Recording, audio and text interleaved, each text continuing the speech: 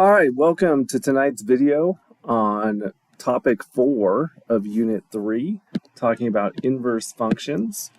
All right, so let's say we had two functions here, f of x equals 3x minus 7, and g of x equals x plus 7 over 3. So if we put in 1 here, 3 times 1 minus 7, that gives us negative 4. So we put in 1, we get out negative 4. If we put in negative 3, that gives us negative 16. And if we put in 7, that gives us 14. And if we put in negative 9, that gives us negative 34. In the g function, if we put in negative 4, so negative 4 plus 7 over 3, that gives us 1. If you put in negative 16, that gives you negative 3. If you put in 14, that gives you 7. Oops, sorry. And if you put in negative 34,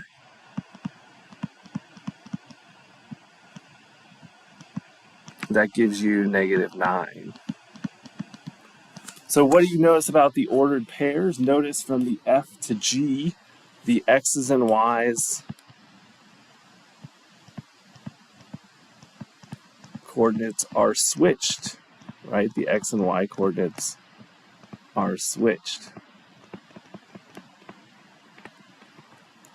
Look, if we do f of g of x, if we do f of g of x, that means we substitute in the g function into the f, so 3 times x plus 7 over 3 minus 7 gives you x plus 7 minus 7, which gives you x. And if you do g of f of x, it means that you do g of x, 3x minus 7.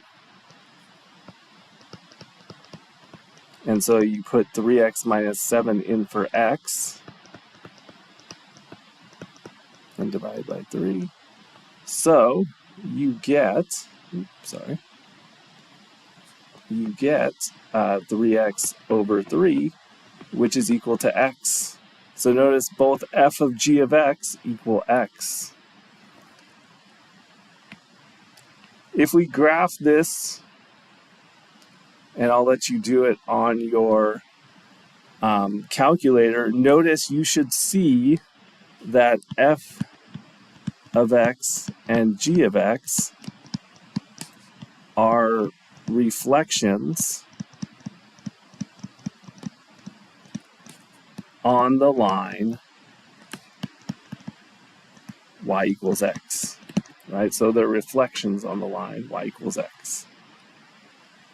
So, some things to know about inverse functions. F of x and g of x together are an example of inverse functions. That is, they undo each other. So notation-wise, if it's an inverse, you'll say f to the negative 1 power of x. That means f inverse. And that implies that it's the inverse is a function. Proving two functions are inverses of each other, that's if f of g of x equals x and g of f of x equals x. That's how you prove the two functions are inverses of each other. To find the inverse equation, there is a process here that we'll talk about when we do some examples. You change the f of x to y.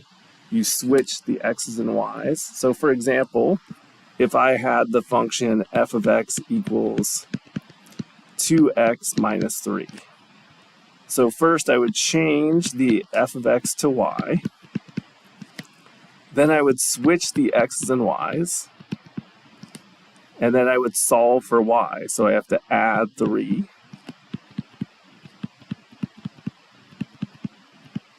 And divide by 2. And that is the inverse. So I would say f inverse of x equals x plus 3 over 2. So that is the process for finding an inverse if you're given the function. Domain and range of an equation and its inverse.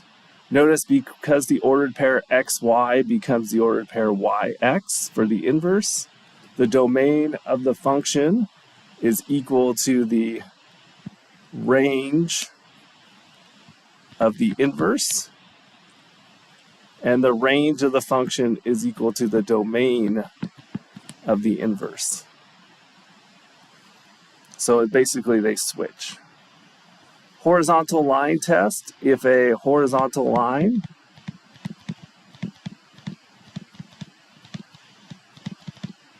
intersects the graph of a function only one time, then the inverse equation is a function as well.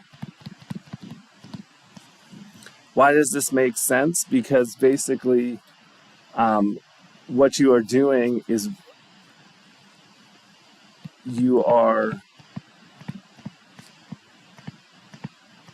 applying the horizontal or the vertical line test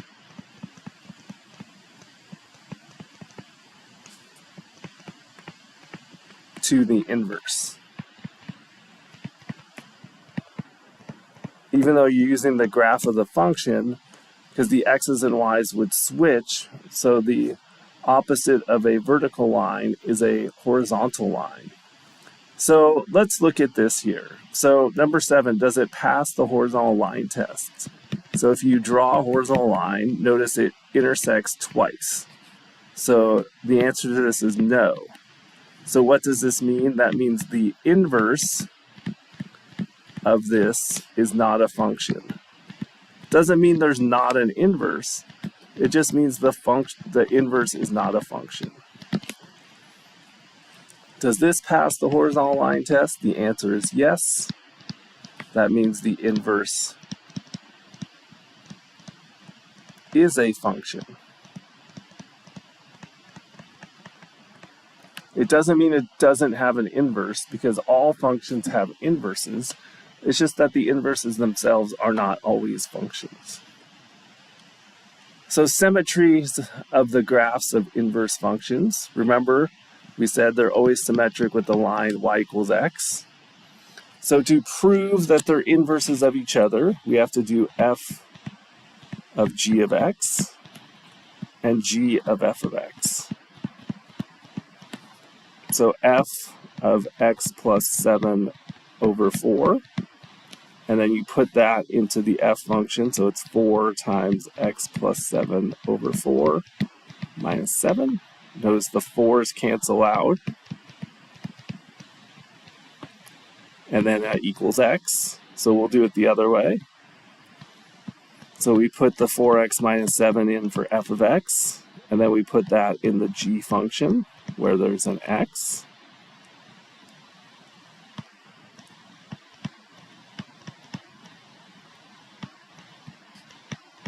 And then notice the 7's cancel, so you're left with 4x over 4, which is x. So f of x and g of x are inverses,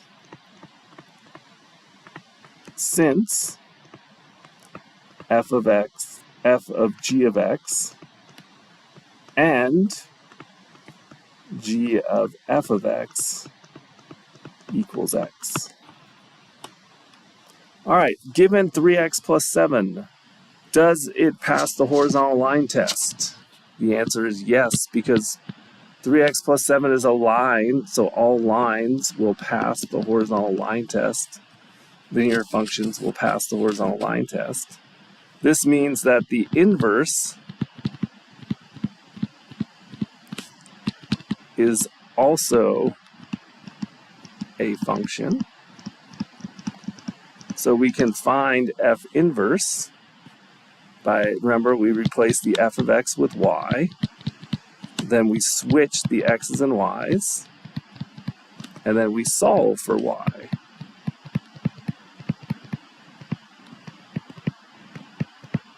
So that means y equals x minus 7 over 3. So that means the inverse is x minus 7 over 3. All right, number 11, 4x to the third minus 1. If necessary, graph it on your calculator, but it's a cubic, so it's going to look something like that, which means the answer to the question is yes, it passes the horizontal line test. This means the inverse is a function, and this means that if you switch the x's and y's and then solve for y, so you add 1,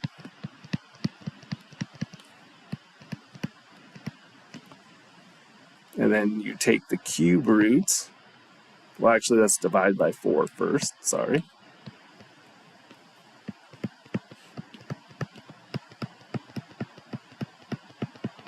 And then you take the cube root. So you get the cube root of x plus 1 over 4 is equal to y. So that means the inverse is the cube root of x plus 1 over 4. All right, so next, 2x squared plus 3, does this pass the horizontal line test? The answer is no, because it's a parabola, right? So therefore it wouldn't pass. So that means the inverse is not a function, and therefore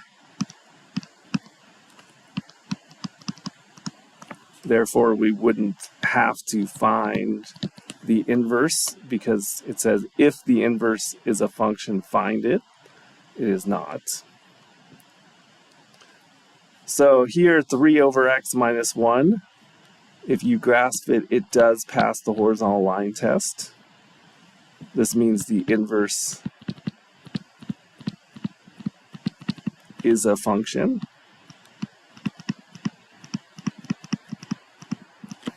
And so we have y equals 3 over x minus 1.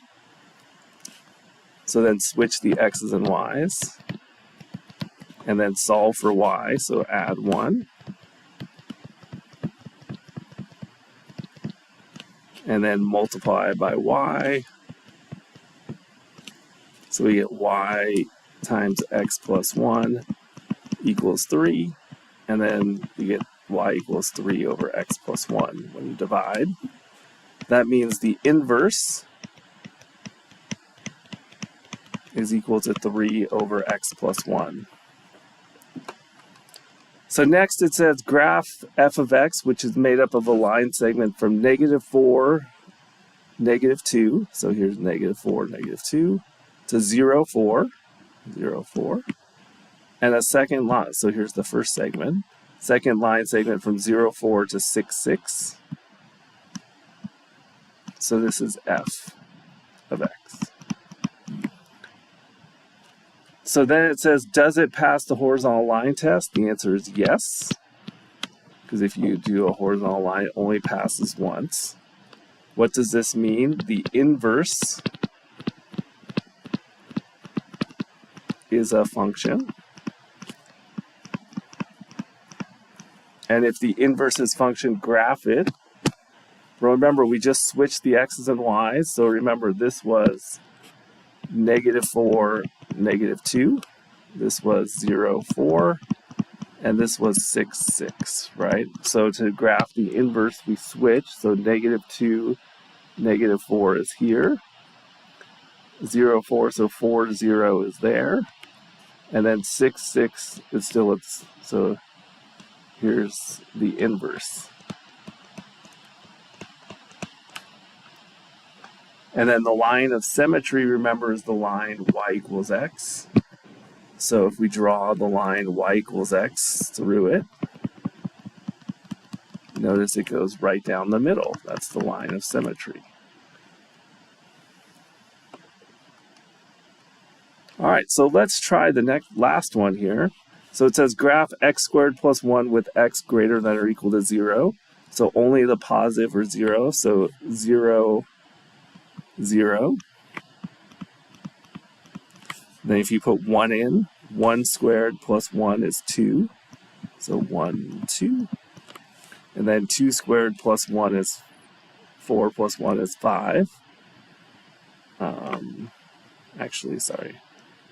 This dot should go right here in the middle. Then 2 squared plus 1 is 5. So 2, 5. So notice it's going to be a parabola that goes like that. So, does it pass the horizontal line test? The answer is yes. This means the inverse is a function. So we're going to graph the inverse. So just switch the x's and y's. So 0, 0 is here, but then it's 2, 1. So it's right here. And then 5, 2 would be there. So it's going to be like this. So this is the inverse. And this is the function. And then graph the line of symmetry. So line of symmetry would be y equals x, which is right down the middle. All right, that concludes our video on topic 4. If you have any questions, please see me in class, and have a good evening.